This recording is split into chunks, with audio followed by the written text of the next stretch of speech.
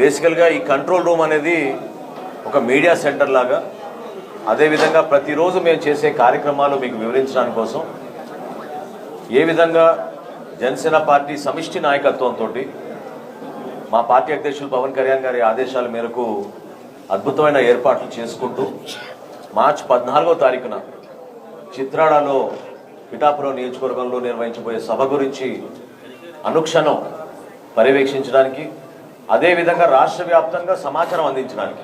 ఎందుకంటే వివిధ జిల్లాల నుంచి 2014 నుంచి పార్టీ కోసం జెండా మోసిన మా జన సైనికులు, వీర మహిళలు ఎంతో కష్టపడి వాళ్ళు కేవలం ఈ సుదీర్ఘమైన ప్రయాణం పవన్ కళ్యాణ్ గారి సిద్ధాంతాలు నమ్ముకుని దేశానికి, రాష్ట్రానికి అంకిత భావంతో పనిచేయాలని యువత అద్భుతంగా ఆ రోజు నుంచి ఇప్పుడు నిలబడ్డారు.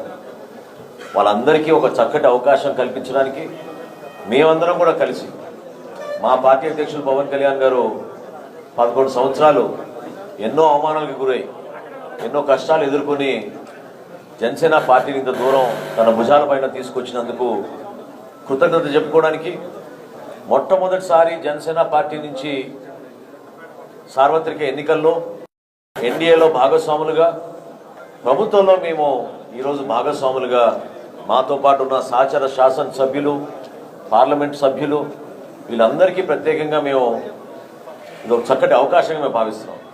ఇందాక పార్లమెంట్ సభ్యులు ఉదయ్ గారు చెప్పినట్టు కేవలం ఆంధ్రప్రదేశ్ నుంచే కాదు, తెలంగాణ నుంచి కూడా చాలామంది యువత వస్తారు. తెలంగాణనే కాదు, ఇతర దేశాల నుంచి కూడా ఆల్రెడీ రావడానికి సిద్ధమయ్యారు.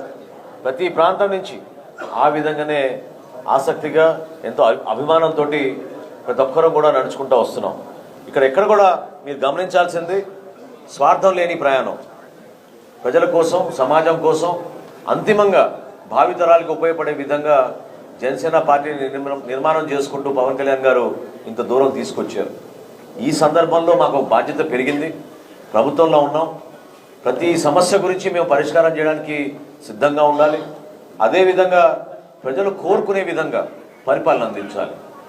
ఇది ఒక కష్టమైన పరిస్థితి, ఎందుకంటే ఆర్థిక ఇబ్బందులు ఉన్నా కూడా ప్రభుత్వం నుంచి మేము చాలా జాగ్రత్తగా నడుపుకుంటూ ముందుకు తీసుకెళ్లాల్సిన బాధ్యత మా అందరిపైన ఉంది. ఈరోజు మేము పార్లమెంట్ సభ్యులుగా, శాసనసభ్యులుగా పార్లమెంట్లో ఆయన మాట్లాడుతూ, శాసనసభలో జనసేన పార్టీ అభ్యర్థులు మాట్లాడుతూ దీంతోటే సరిపోతుంది అనుకుంటే కరెక్ట్ కాదు. రాష్ట్రానికి ఉప ముఖ్యమంత్రిగా ఈరోజు పవన్ కళ్యాణ్ గారు ఆయన పంచాయతీరాజ్ శాఖ నుంచి, అటవీ శాఖ నుంచి చేస్తున్న కార్యక్రమాలు ప్రజల్లోకి తీసుకెళ్ళాలి. తద్వారా గ్రామాల్లో జరుగుతున్న అభివృద్ధి కార్యక్రమాలు తీసుకెళ్ళాలి. మేమందరం కూడా ఒకే ఆలోచనతో ముందుకెళ్తున్నాం. పిఠాపురం ప్రజలకి కృతజ్ఞత తెలుపుకోవడానికి, రాజకీయాల్లో నిస్వార్థం లేని ప్రయాణం చేసే వ్యక్తికి అంత అభిమానంతో ఆదరించి గెలిపించినందుకు ఈ సభని అంకితం చేస్తూ ప్రజలకి మరింత దగ్గరయ్యే విధంగా మేము సిద్ధమవుతాం. ఈరోజు అంతర్జాతీయ మహిళా దినోత్సవం సందర్భంగా మా వీర మహిళలకి ఏ విధంగా జనసేన పార్టీలో మహిళల విభాగం కోసం పవన్ కళ్యాణ్ గారు ఝాన్సీ లక్ష్మీబాయి లాంటి మహానుభావులను తీసుకుని ఉత్తేజపరుస్తూ వాళ్ళని వీర మహిళని ఒక నామకరణం చేశారు. అదేవిధంగా మహిళలకి భద్రత విషయంలో రాజీ లేని పోరాటం, లా అండ్ ఆర్డర్ విషయంలో చాలా బలంగా ఉంటాం, ఎక్కడ కూడా పొరపాటు జరగకూడదని అనేక సందర్భాల్లో మా పార్టీ అధ్యక్షులు పవన్ కళ్యాణ్ గారు చెప్తూనే వచ్చారు.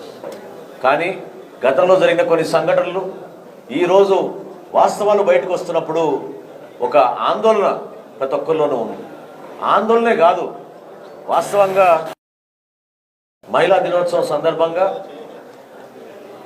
ఒక బాధ్యతతోటి జగన్మోహన్ రెడ్డి గారు వారి తల్లిని, చెల్లిని గౌరవించుకోవాల్సిన సందర్భాన్ని మర్చి సునీత గారిని ఏ విధంగా వేధించారో అవన్నీ కూడా వివరాలు నిన్న మేము మాట్లాడుకున్నప్పుడు చాలా ఆందోళన కలిగింది. ఎందుకంటే సహజంగా వివేకానంద రెడ్డి గారి హత్య విషయంలో ఆ రోజు ఎన్నికల సందర్భంలో సమాచారాన్ని కప్పిపుచ్చడానికి, ప్రజల్ని తప్పుదోవ తీసుకెళ్ళడానికి చంద్రబాబు నాయుడు గారి పైన నిందలు మోపి ఒక ప్రయత్నం ఆ రోజు వీళ్ళు చేశారు. చివరికి సిబిఐ అధికారుల్ని కూడా రాష్ట్రంలో అడుగుపెట్టనివ్వకుండా చేశారు. నిన్న మొన్న జరిగిన సంఘటనలు, ప్రత్యేకంగా వాచ్మెన్ రంగయ్య గారి మృతిలో అనేక అనుమానాలు తావుతీస్తున్నాయి. ఎందుకంటే ఒక హత్య జరిగిన తర్వాత క్రిమినల్ మైండ్ సెట్తో ఉన్న వ్యక్తులు ఏ విధంగా వ్యవహరిస్తారో మనం కొన్ని సమాచారం తెప్పించుకుంటే ఆందోళనకరంగా ఉంది. అనేక అనుమానాలు ప్రతి ఒక్కరిలో కూడా కలుగుతూ ఉంది. నన్ను కూడా చాలామంది అడుగుతూ ఉన్నారు, 6 హత్యలు 6 మరణాలు ఏ విధంగా జరిగిపోయినాయి అని. ఒకసారి మీరందరూ కూడా ఆలోచించుకోవాలి. రాష్ట్ర ప్రజానీకం, వివేకానంద రెడ్డి గారి హత్య తర్వాత ఎవరైతే కీ విట్నెసెస్ ఉన్నారో, ఎవరైతే కుటుంబంలో అంతర్గత విషయాలు తెలిసిన వ్యక్తులైతే ఉన్నారో వాళ్ళందరూ కూడా విచిత్రంగా చనిపోయారు ఈ 2 సంవత్సరాల్లో 3 సంవత్సరాల్లో.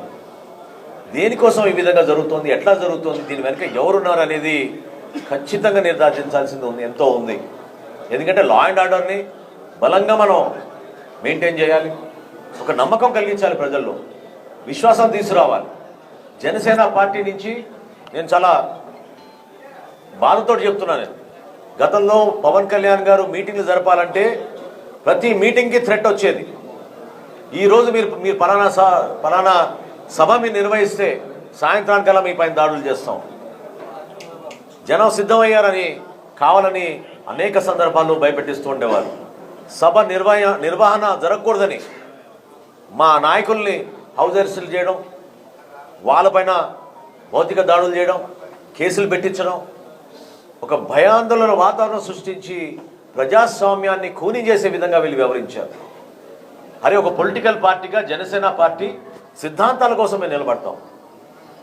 పోటీ పడితే మీరు ప్రజాస్వామ్యంలో ఓటర్ దగ్గరికి వెళ్ళి మనం పోటీ పడదాం,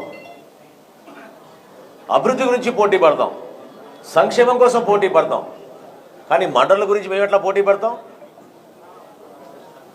రాజకీయాల్లో మీరు ప్రజాస్వామ్యాన్ని నిలబెట్టాల్సిన బాధ్యత మీరు విస్మరించి 5 సంవత్సరాలు ముఖ్యమంత్రిగా వ్యవహరించిన వ్యక్తి రాష్ట్రానికి ద్రోహం చేసి వరుసగా 6 చనిపోవడం, అందులో వీళ్ళేం వృద్ధులు కూడా కాదు.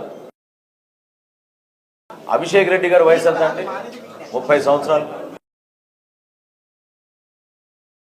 డ్రైవర్ ఆదినారాయణ ఏ విధంగా చనిపోయారో ఎవరికి తెలియదు.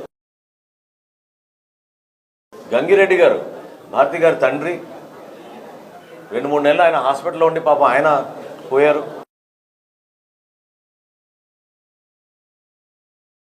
ఏ విధంగా దస్తగిరి పైన 20 కోట్ల రూపాయలు ఇస్తామని ఒక డాక్టర్ని పంపించి జైల్లోకి అప్రూవర్గా మారిన దస్తగిరిని బెదిరించి క్రిటికల్ టైంలో, దయచేసి మీరందరూ కూడా అర్థం చేసుకోవాలి, ట్రయల్కి వెళ్ళే సమయం ముందు కావాలని ఈ విధంగా విట్నెస్లందరినీ కూడా వీళ్ళు తొలగించుకుంటూ పోతున్నారు. నేను మరొకసారి చెప్తున్నాను, నిజాయితీగా రాజకీయాల్లో మీరు ఒక ప్రయాణం చేస్తే ప్రజలు మనకి తీర్పిస్తారు, ప్రజలు మనకు ఓట్లు వేస్తారు. ఎవరు అధికారంలో ఉండాలి, ఎవరు ప్రతిపక్షాలు ఉండాలి వాళ్ళు డిసైడ్ చేస్తారు. కానీ ఎవరు కూడా మిమ్మల్ని వ్యతిరేకించకూడదు. వ్యతిరేకించిన వాళ్ళని కుటుంబ సభ్యులతో సహా మేము బతకనివ్వమంటే ఎంత దుర్మార్గంగా వ్యవహరించారో చూడండి. ఇది ప్రజాస్వామ్యవాదులు ఏ విధంగా హత్య జరిగిందో ప్రజాస్వామ్యంలో, దాని గురించి మీరందరూ కూడా ఒక ఆలోచన తీసుకురావాలి, చర్చ జరగాలి దీని గురించి. ఎంతో ఆందోళనతో నేను చెప్తున్నాను. గతంలో అనేక సందర్భాల్లో ఒక మీటింగ్ జరుపుకోవాలంటేనే మేము భయపడేవాళ్ళం. ఆవిర్భావ దినోత్సవం జరుపుకుంటామంటే పార్టీ నుంచి రైతులను పోయి బెదిరించేవాళ్ళు, పొలాలు బలవంతంగా తీసుకునేవాళ్ళు. ఇప్పటంలో అయితే 22A పెట్టేసి భూములు లాక్కున్నారు. రాత్రే ఈ భూముల పైన రోడ్లు వేస్తున్నామని చెప్పి భయపడించారు. విశాఖపట్నంలో ప్రజావాణి జనసేన నుంచి మేము జనవాణి అనే కార్యక్రమం చేసుకుంటుంటే ఆ కార్యక్రమానికి పవన్ కళ్యాణ్ గారు హాజరవడానికి విశాఖపట్నం వస్తే ఆ రోజు కనీసం కారులోంచి బయటకు వచ్చి అందరికీ నమస్కారం పెట్టుకునే సంస్కారం ఉన్న మన సమాజంలో కూడా ఒక పోలీస్ అధికారి వచ్చి బలవంతంగా ఆయన్ని కూర్చోబెట్టి 3 రోజులు నానా హింసలు పెట్టారు మమ్మల్ని నోవోటెల్ హోటల్లో ఆ రోజున. అంటే ఒక క్రిమినల్ మైండ్ సెట్లో ఉన్న వ్యక్తి ఏ విధంగా వ్యవహరించాడు అనేది తెలుసుకోవాలి. ఈరోజు పరిపాలనలో భాగంగా అనేక సంస్కరణలు తీసుకురావాలని మేము చేస్తున్న ప్రయత్నంలో చేతులు కట్టేసి ఉన్నాయి. ఆర్థికంగా చిన్నాభిన్నం చేసేసారు. కేవలం వాళ్ళ మాధ్యమాలను ఉపయోగించుకుని కావాలని దుష్ప్రచారం చేసుకుంటూ ప్రభుత్వానికి నష్టం కలిగిస్తున్నారు. దయచేసి ప్రతి ఒక్కరిని కోరుతున్నాను, ఈ ఆవిర్భావ దినోత్సవం ఒక పండుగ.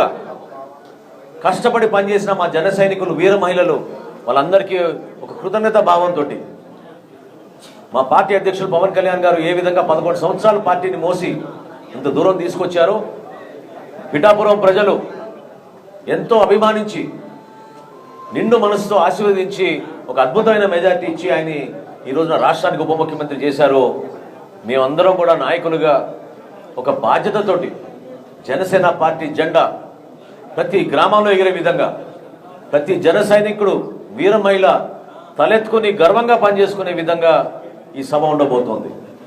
పవన్ కళ్యాణ్ గారు కూడా అదే విధంగా భవిష్యత్తులో మనం చేయబోయే కార్యక్రమాలు పొత్తు ధర్మాన్ని పాటించుకుని మనం ఏ విధంగా ఒక బాధ్యతతో వ్యవహరించాలి, ఏ విధంగా అభివృద్ధి కార్యక్రమాలు చేయాలి, ఏ విధంగా సంక్షేమ కార్యక్రమాలు చేయాలి, వీటిపైన ఆయన మనందరికీ కూడా ఒక రోడ్ మ్యాప్ ఇస్తారు. ప్రతి ఒక్కరు కూడా మీరందరూ దయచేసి ఆ సభకు హాజరవ్వండి. ఒక అద్భుతమైన కార్యక్రమం చేసుకుందాం. అన్ని విధాలుగా ఏర్పాట్లు చేస్తున్నాం. ఎక్కడ పొరపాట్లు లేకుండా మా వాలంటీర్స్ వ్యవస్థ, మా 14 కమిటీలు కూడా అహర్నిశలు కృషి చేసి అన్ని విధాలుగా వచ్చిన వాళ్ళందరినీ గౌరవించుకుని ఒక చక్కటి కార్యక్రమం చేయడానికి సిద్ధమయ్యాం. అన్నిటికన్నా ఆశ్చర్యం ఏంటంటే, పిఠాపురం నుంచి ఒక రిసెప్షన్ కమిటీ వేస్తామంటే 250 మంది ముందుకొచ్చి మేము నిలబడతాం వాలంటీర్లుగా. రాష్ట్ర వ్యాప్తంగా వస్తున్న వాళ్ళందరినీ కూడా మేము స్వాగతించుకొని మేము జాగ్రత్తగా చూసుకుంటాం అతిథులుగా అని చెప్పి వాళ్ళు వచ్చారు. వాళ్ళు ప్రత్యేకంగా ధన్యవాదాలు తెలుపుకుంటాను. ప్రతిరోజు ఈ కమాండ్ సెంటర్లో, ఈ కంట్రోల్ సెంటర్లో మనందరం కూడా మీడియా మిత్రులతో కూర్చుందాం. మా గౌరవ శాసనసభ్యులు ప్రత్యేకంగా నానాజీ గారికి నేను ధన్యవాదాలు తెలుపుతున్నాను. ఉదయ్ గారికి పార్లమెంట్ సభ్యుడిగా ఆయన కాకినాడ కోసం పడుతున్న కృషి గురించి అభినందిస్తూ, రాబోయే రోజుల్లో మీ అందరం కలిసికట్టుగా ఈ ప్రాంతానికి అభివృద్ధి జరిగే విధంగా పార్టీ కోసం అందరం అంకిత భావంతో పనిచేస్తామని సందర్భం తెలుపుకుంటూ సెలవు తీసుకున్నాను.